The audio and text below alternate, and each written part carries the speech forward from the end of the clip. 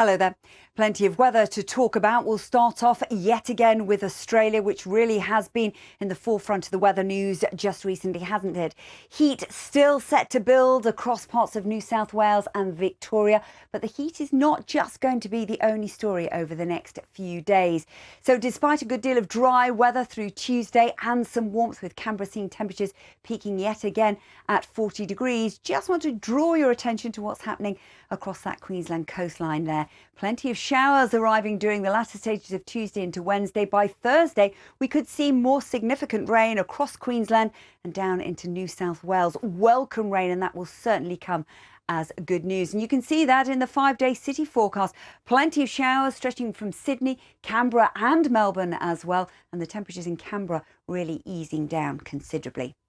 Staying with the temperature contrast, just take a look at North America into the weekend. We have bitterly cold air sitting across the northwest coming out of Canada, bumping into some very warm, moist air from the southeast, and that brought some record-breaking heat over the weekend to Florida. In Naples, Florida, well, we saw temperatures 32 Celsius, the hottest January day ever.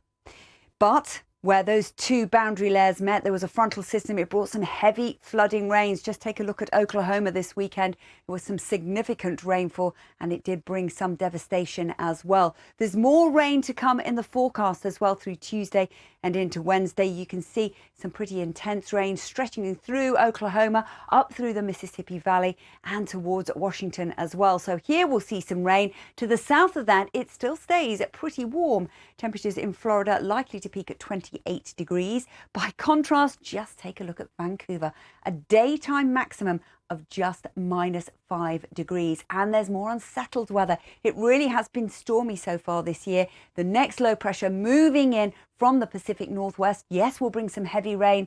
And on the leading edge, as it bumps into that cold air across Vancouver, even at lower levels, we could see some significant snow to come.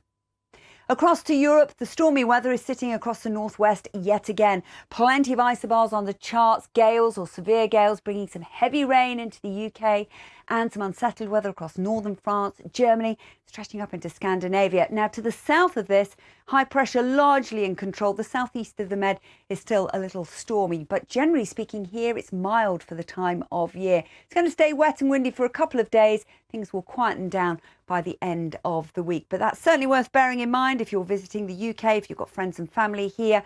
It's going to be wet and windy, but it will stay on the mild side.